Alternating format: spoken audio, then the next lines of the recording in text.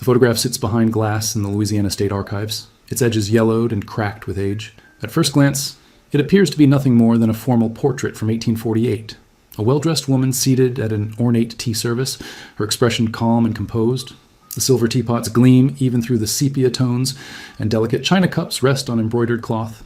Everything about the image speaks of refinement and Southern prosperity during the antebellum era. But Dr. Helen Moreau, a historian specializing in pre-Civil War Louisiana, noticed something that made her breath catch when she examined the photograph more closely one humid afternoon in July.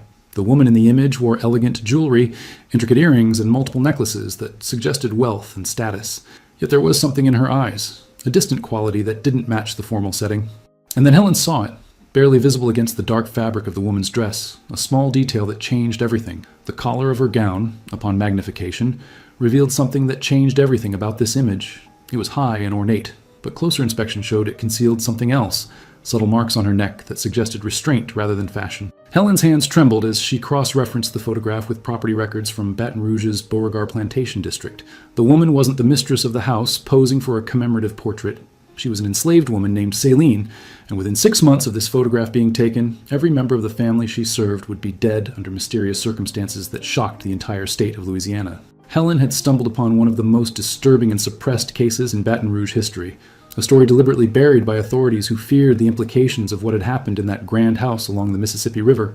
The formal pose, the expensive clothing, the tea service, all of it was a carefully constructed lie. This wasn't a portrait of prosperity and Southern grace. It was evidence of something far darker, a moment frozen in time just before everything collapsed. Helen knew she had to uncover the truth behind those calm, distant eyes. What had Céline witnessed in that house? What had driven her to an act so desperate and final that it would result in 5 deaths? And why had this photograph survived when so many records had been destroyed? The Beauregard estate stood along the Mississippi River, just south of downtown Baton Rouge, surrounded by sprawling live oaks draped in Spanish moss. The main house was a testament to wealth accumulated through cotton and sugarcane. White columns rising 3 stories high, wide verandas wrapping around each level, and imported French furniture filling every room. In 1848, it was home to the Beauregard family. Antoine, the patriarch who had built the fortune, his wife Marguerite, known for hosting elaborate dinner parties, and their 3 adult children, Philippe, Etienne, and Isabelle. The household employed dozens of enslaved people who worked the fields and maintained the grand home.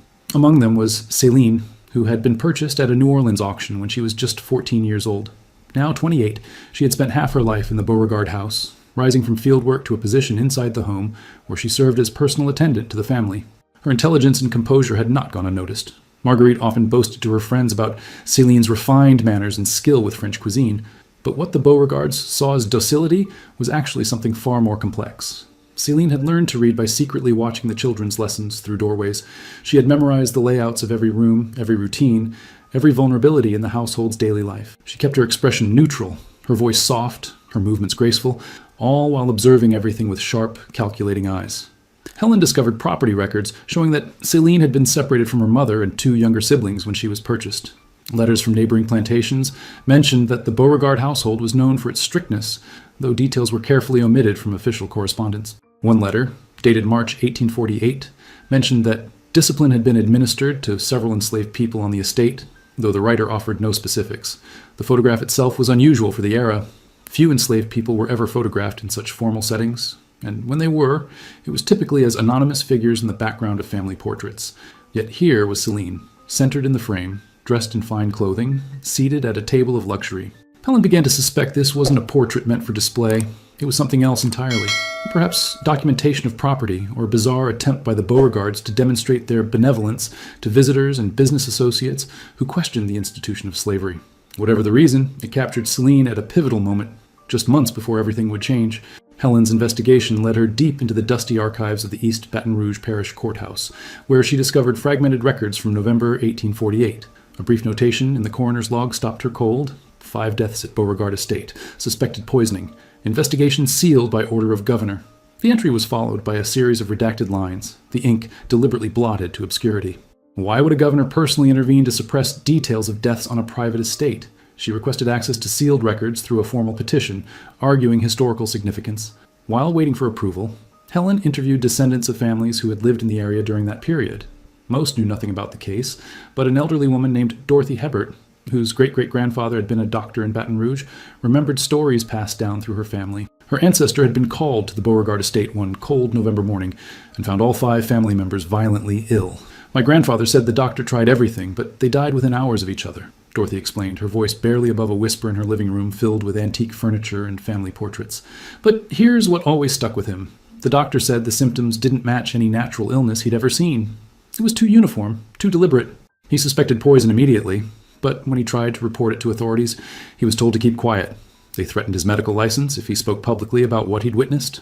Helen pressed for more details. Dorothy retrieved a leather-bound journal from a locked cabinet. Her ancestor's personal medical diary, never made public. The entries from November 15, 1848 were chilling. The doctor described symptoms consistent with arsenic poisoning, severe abdominal pain, vomiting, convulsions. But what disturbed him most was the timing. All 5 family members had fallen ill simultaneously during dinner, suggesting they had all consumed the same poisoned food or drink. The final entry read, "I believe this was deliberate murder, but I am forbidden from pursuing the matter. The authorities fear the implications. That a slave could orchestrate such an act suggests intelligence and planning they do not wish to acknowledge. They prefer to call it an unfortunate tragedy and move on. God forgive us all." Through cross-referencing the medical journal with servant testimonies buried in courthouse records, Helen pieced together what happened on that fatal November evening. The Beauregards had hosted a private family dinner. No guests, no outside staff, just the 5 of them and Céline, who prepared and served the meal. It was unusual for the family to dine alone without entertaining visitors, but Antoine had wanted to discuss private business matters regarding the plantation's finances with his adult children.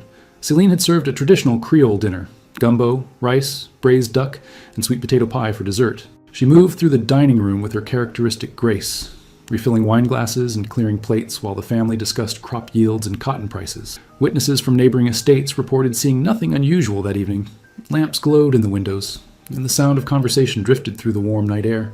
But something had been added to the food, something carefully measured and deliberately distributed to ensure each family member received a fatal dose. Arsenic was commonly available in 1848, used for rat poison and even in some medicines and cosmetics. A person with access to the household supplies could easily obtain it without raising suspicion. The key was in the preparation, mixing it into rich, strongly flavored dishes where the bitter taste could be masked by spices and sauces. By 10 o'clock that night, the first symptoms appeared. Marguerite complained of stomach pains. Philippe rushed to a basin, violently ill. Within an hour, all 5 were suffering, and by midnight servants were frantically trying to summon the doctor. But the Beauregard estate was isolated, the roads dark and difficult to navigate at night. By the time the doctor arrived at dawn, 3 were already dead. Antoine and Etienne died before noon. Throughout the crisis, Céline remained in the house, tending to the dying family members with the same calm efficiency she had always shown. Several servants later testified that she seemed almost unnaturally composed, showing no panic or distress even as chaos erupted around her. One housemaid remembered Céline standing in the doorway of the master bedroom, watching Antoine take his final breath, her expression completely unreadable in the flickering candlelight. The arrest came swiftly, though not for the reasons one might expect. The local sheriff, accompanied by 4 armed deputies, arrived at the Beauregard estate on the afternoon of November 17th, just 24 hours after the last death. They found Céline in the kitchen, calmly cleaning the cooking vessels and storing away food supplies. She showed no surprise when they placed her in irons, no fear when they informed her she was being charged with 5 counts of murder. What shocked the deputies was her demeanor. She neither confessed nor denied anything. She simply looked at them with those same distant, unreadable eyes captured in the photograph and said nothing. Her silence was more unnerving than any protest of innocence would have been. As they led her away from the estate, other enslaved people watched from windows and doorways, their expressions a mixture of terror and something else the deputies couldn't quite identify. Perhaps respect, perhaps hope. Helen discovered that the evidence against Céline was substantial but circumstantial. She had sole access to the kitchen that evening. She had prepared and served all the food consumed by the family, and a search of her small quarters, a sparse room in the servants' wing, revealed a hidden tin containing white powder later confirmed to be arsenic. The case seemed straightforward. An enslaved woman had murdered her owners, but the trial records told a different story. Helen found fragments of testimony that had been heavily edited and partially destroyed, but enough remained to reconstruct what happened in that courthouse. Céline was not given a proper defense attorney. Enslaved people had no such rights under Louisiana law. The proceedings lasted less than 3 hours. Witnesses were called to establish her access and opportunity, but no one was allowed to question her motive or testify about conditions on the Beauregard estate. One detail stood out in the surviving records. When asked if she had anything to say before sentencing, Céline finally spoke. Her words were recorded by the court clerk, but later struck from the official record. Helen found them in a private letter written by the clerk to his brother. She looked directly at the judge and said, "I only regret that I could not save the others." When pressed to explain what she meant, she fell silent again and never spoke another word. What others was she referring to? The implication was chilling. Helen's breakthrough came from an unexpected source: the diary of Isabel Beauregard, the youngest of the 3 adult children who had died that night. The diary had been preserved by a cousin who inherited it after the estate was liquidated, and it eventually made its way to a private collector. Helen tracked it down through genealogical records and convinced the current owner to let her examine it. What she found inside shattered the simple narrative of revenge. Isabel's entries from 1847 and 1848 revealed a household far darker than official records suggested. She wrote about her father's increasingly violent temper, her mother's complicity and cruelty, and her brother's casual brutality toward the enslaved people on the estate. But the most disturbing entries concerned Céline specifically. In March 1848, the same month mentioned in that neighboring plantation's letter about discipline, Isabel wrote about an incident in the quarters. "Father discovered that Céline has been teaching the field hands to read," Isabel wrote in a shaking hand. "He was furious beyond measure. He had her whipped in front of everyone as a warning. 20 lashes. Filippo said it was too lenient, that she should have been sold away as punishment, but father insisted she was too valuable to the household. Mother agreed. She said Céline's cooking and service made us the envy of the parish. So they kept her, but made her watch as they sold away 3 other slaves who had learned their letters. One of them was just a child, no more than 12 years old." The entry continued: "I wanted to speak up, to say it was wrong, but I remained silent like always. I am as guilty as the rest of them. Céline's eyes when they led those 3 away, I will never forget that look. It was not anger or sadness. It was something colder, more determined. It frightened me." Helen discovered more through cross-referencing auction records. The 3 people sold away that March included a woman named Marie and 2 children, a boy named Thomas and a girl named Josephine. Property records indicated they had been Céline's mother and younger siblings. The Beauregards had deliberately separated Céline's family as punishment for her crime of literacy. This explained Céline's cryptic statement at trial: "I only regret that I could not save the others." She wasn't referring to other victims. She was referring to her family, already sold and scattered across Louisiana, beyond her reach or protection. The photograph itself became a crucial piece of evidence in Helen's investigation, but not in the way she initially expected. She sent high-resolution scans to a colleague who specialized in 19th century photography, asking him to analyze every detail of the image. His findings were remarkable and deeply disturbing. The photograph had been taken in August 1848, just 3 months before the poisoning, but it wasn't commissioned by the Beauregards as Helen had first assumed. It was commissioned by a New Orleans businessman named Charles Dumont, who dealt in the buying and selling of enslaved people. Letters between Dumont and Antoine Beauregard revealed the true purpose of the portrait. Céline was being advertised for sale to wealthy households, seeking refined house servants with genteel manners and culinary expertise. The elegant clothing, the tea service, the jewelry. All of it was staging, props to display Céline as a luxury commodity. The Beauregards had decided to sell her despite Marguerite's earlier protests about losing such a valuable servant. Financial records showed the plantation was struggling with debt, and selling Céline would bring a premium price, as much as $2,000, an enormous sum in 1848. But there was another layer Helen uncovered through Dumont's business records. He specialized in selling enslaved people to clients in the Deep South, Mississippi, Alabama, and Texas, regions known for particularly brutal conditions on cotton plantations. Céline wasn't being sold to another refined household in Louisiana. She was being sent to backbreaking field labor, a death sentence for someone who had spent 14 years working indoors. The photograph was taken in mid-August. The sale was scheduled for December. Céline had approximately 4 months to act before she would be taken away forever, sent to a fate that would almost certainly kill her within a few years. The poisoning occurred in mid-November, just weeks before she was to be sold. Helen studied the photograph again with this new knowledge. Céline's calm expression took on new meaning. It wasn't docility or acceptance. It was the face of someone who had already made a decision, someone who was simply waiting for the right moment. She sat at that table, surrounded by symbols of wealth built on her suffering, wearing borrowed finery, posing for a photograph that would advertise her as property to the highest bidder, and she looked directly into the camera with eyes that revealed nothing of the plan already forming in her mind. Helen's research revealed why the case had been so thoroughly suppressed by Louisiana authorities. The governor who ordered the investigation sealed, Henry Johnson, had personal and financial ties to the Beauregard family and owned 3 plantations himself. But his concern went beyond protecting friends. He was terrified of the precedent this case might set.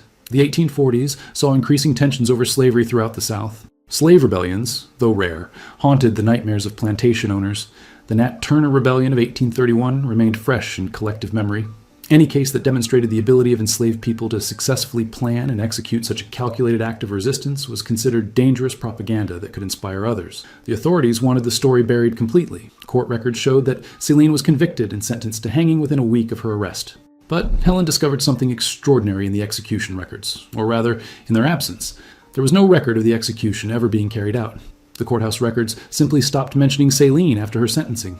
It was as if she had disappeared entirely from official documentation. Helen spent weeks tracking down every possible lead. She searched death records, prison transfer documents, and parish archives.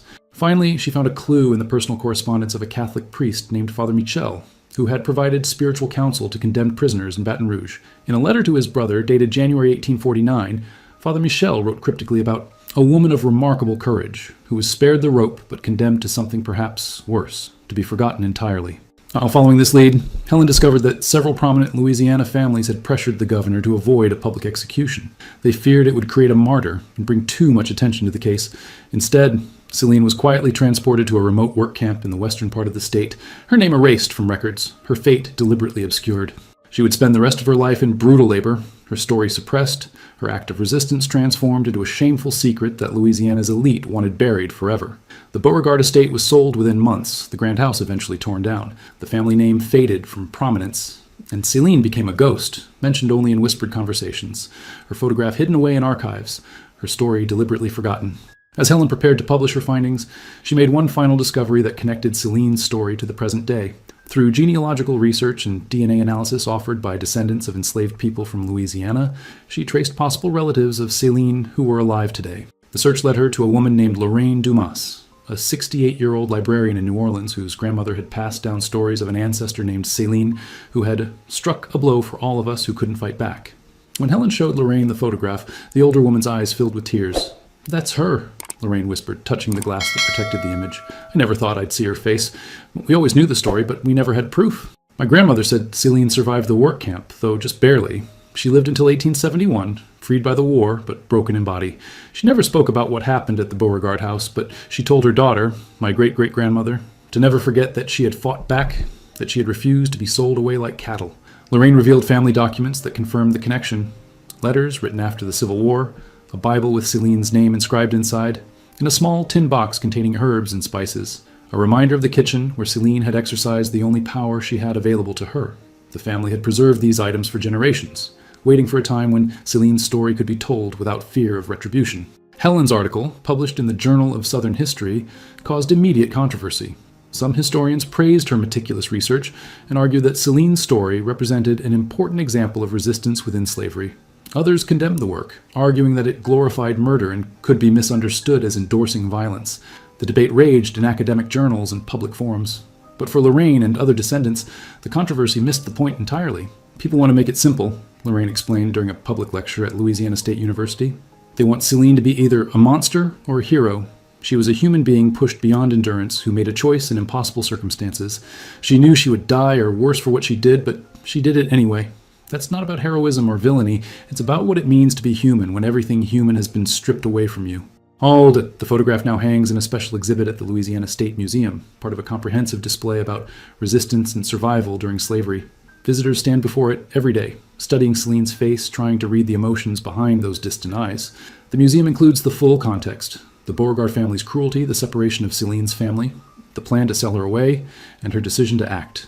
It also includes Isabel's diary entries and the medical records that document what happened that November night.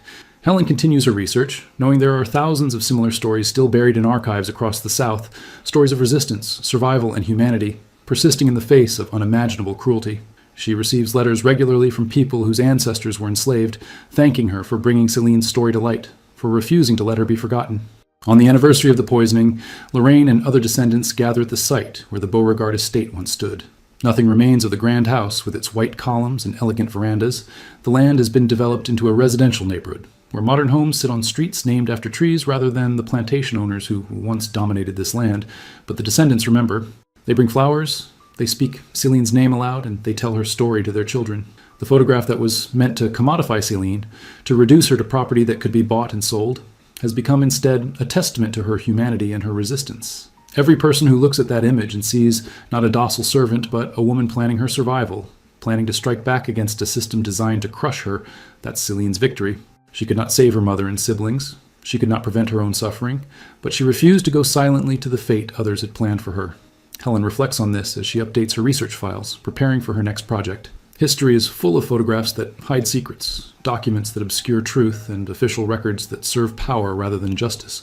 But somewhere in the archives, in the private letters and personal diaries, in the memories passed down through families, the real stories survive. They wait to be discovered, to be spoken aloud, to reclaim their place in our understanding of the past.